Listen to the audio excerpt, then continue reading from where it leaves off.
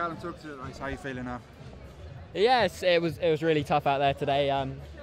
Yeah, not quite the performance I'd hoped. I was in a lot better shape than that, but amazing experience for me. I'm 20, and so to be able to be out there at our home championships with one of the biggest crowds I reckon we've ever had for a Racewalk World Champs is phenomenal. And yeah, so a lot of lessons to be taken away from today. How are you feeling coming into the race? You know, like I say, it's the biggest thing you've done so far. Were there some nerves, or were you feeling calm? No, I'm not really a nervous guy, really. So I just wanted to get in amongst it. I'm sort of person that just wants to get to that race, and so my plan was to just get stuck in right from the off and just kind of trying to hide away in that front pack and just get pulled along.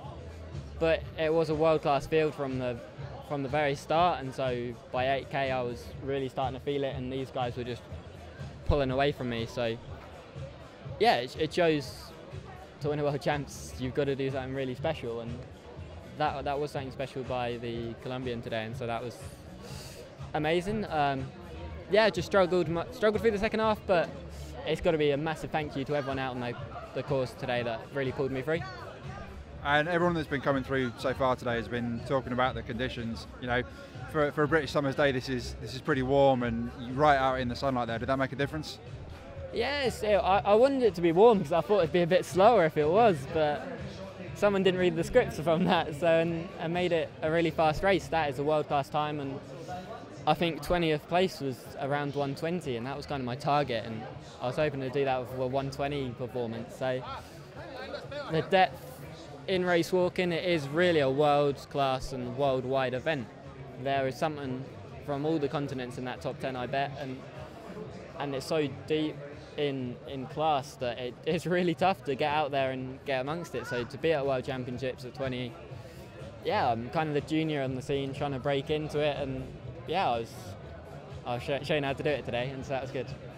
What's next for you then? As a youngster, you know, the Commonwealth Games are, I guess, the next big thing on the horizon. Are they sort of what you're aiming for next? Yeah, so I've got a few qualifying times for that already. So given the quota this year, it's going to be tough. But I'll find out in October, and I would hope I'd make the time. I was hoping to go a bit quick today to just help me out, but yeah, I would hope to be at the Commonwealths next year. Yeah, that would be another time to battle it out with the top seniors in the world. That the Commonwealth walking is really strong, and then I've got Europeans again. So you got to just keep taking the hits and have another ride again, where you just got to stick in and see if you can hold it out a bit longer, and that's how championship races go. That sometimes you're just flying out the back door and you just got to struggle in home. A word on Tom Bosworth. Obviously, a lot of people expected him to do very well today. He DQ'd. There was a DQ earlier on today. Your thoughts on all of that? Yeah, I'm really gutted for Tom because I know him really well, really close as friends. So I get to see him day in, day out, and I know how much this meant to him and how gutted he'll be. He has done so much for me personally and for race walking in the UK and throughout the world, that the Diamond League we had in London is a world's first, and we wouldn't have had the crowds we had today without Tom, and so a big thank you to him for all he's done. And yeah, again, just gutted that he couldn't put in the performance. He was up there in the lead. I didn't get to see how he was walking, so I can't really comment on the DQ, but yeah, just gutted for him. I know how much that would mean, and yeah. How do you expect British walking to go from strength to strength in the future? You guys leading the way. Yeah, it's new for us both. That for me, I won World Juniors, but this is a different class.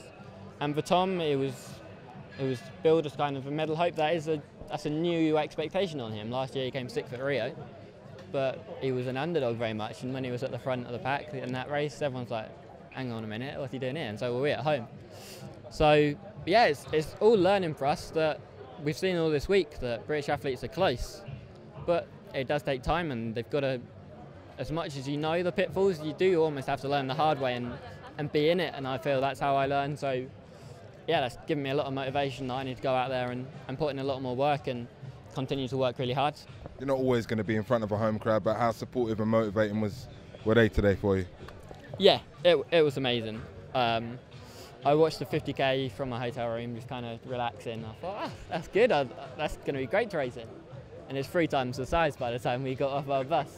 So I was just jogging along just to acclimatise myself, did a bit of warm-up while everyone was looking on the women's 20, I was going behind them, just having a little look just to get used to it. But that's fantastic. It's probably the largest crowd we've had for a racewalk event probably since the Olympics, and it was a magical race to be a part of. I wish we could have done more as a team. That for me, I was a bit disappointed, and Tom sadly DQ'd, but that's sport for you, isn't it? A fairy tale, and we've seen that very much this week with the athletics. So I hope we do get to race in front of a home crowd again soon, but I will remember this for a very long time. So I've soaked it all in and going to use it as motivation for next time. Thanks for your time. Well done. Cheers, lad.